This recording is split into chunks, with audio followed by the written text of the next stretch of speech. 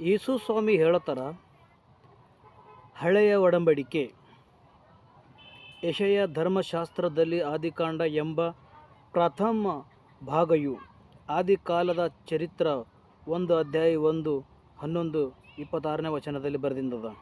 ದೇವರು ಲೋಕವನ್ನು ಸೃಷ್ಟಿಸಿದನು.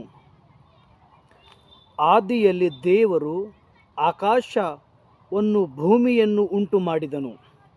ಭೂಮಿಯು ಕರ್ಮವಿಲ್ಲದೆಯೂ ಬರಿದಾಗಿತ್ತು. ಆದಿಸಾಗರದ ಮೇಲೆ ಕತ್ತಲಿತ್ತು. ದೇವರಾತ್ಮಯು ಜಲಸಮೂಲ ಮೇಲೆ ಚಲಿಸುತ್ತಿತ್ತು. ಆಗ ದೇವರು ಬೆಳಕಾಗಲಿ ಅನ್ನಲು ಬೆಳಕಾಯಿತು. ದೇವರು ಆ ಬೆಳಕನ್ನು ಒಳ್ಳೆಯದೆಂದು ನೋಡಿದನು. ದೇವರು ಬೆಳಕನ್ನು ಕತ್ತಲೆಯನ್ನು ಬೇರೆ ಬೇರೆ ಮಾಡಿ ಬೆಳಕಿಗೆ ಹಗಲೆಂದು ಕತ್ತಲಿಗೆ ಇರುಳೆಂದು ಹೆಸರಿಟ್ಟನು. ಹೀಗೆ ಸಾಯಂಕಾಲವೂ ಪ್ರಾತಃಕಾಲವೂ ಆಗಿ ಮೊದಲನೇ ದಿನವಾಯಿತು.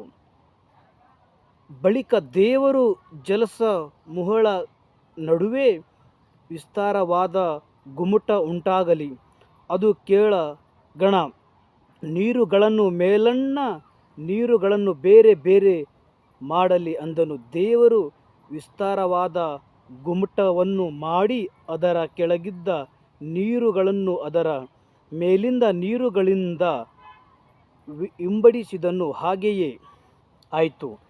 ದೇವರು ಆ ಗುಮ್ಮಟಕ್ಕೆ ಆಕಾಶವೆಂದು ಹೆಸರಿಟ್ಟನು. ಹೀಗೆ ಸಾಯಂಕಾಲವೂ ಪ್ರಾತಃಕಾಲವೂ ಆಗಿ ಎರಡನೆಯ ದಿನವಾಯಿತು.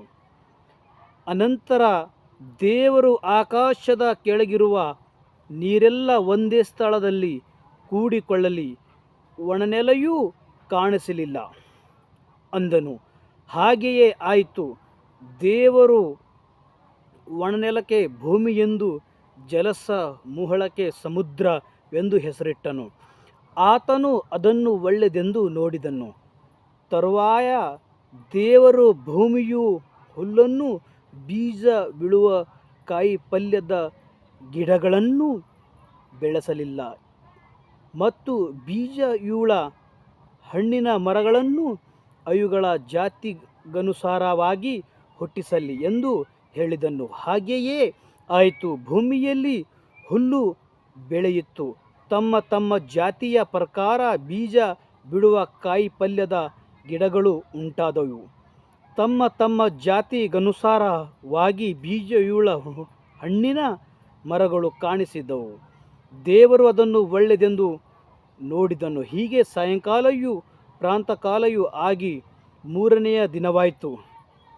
ಬಳಿಕ ದೇವರು ಆಕಾಶ ಮಂಡಲದಲ್ಲಿ ಬೆಳಕುಗಳು ಉಂಟಾಗಲಿ, ಅವುಗಳಿರುವಗಳನ್ನು ಬೇರೆ ಬೇರೆ ಮಾಡಲಿ.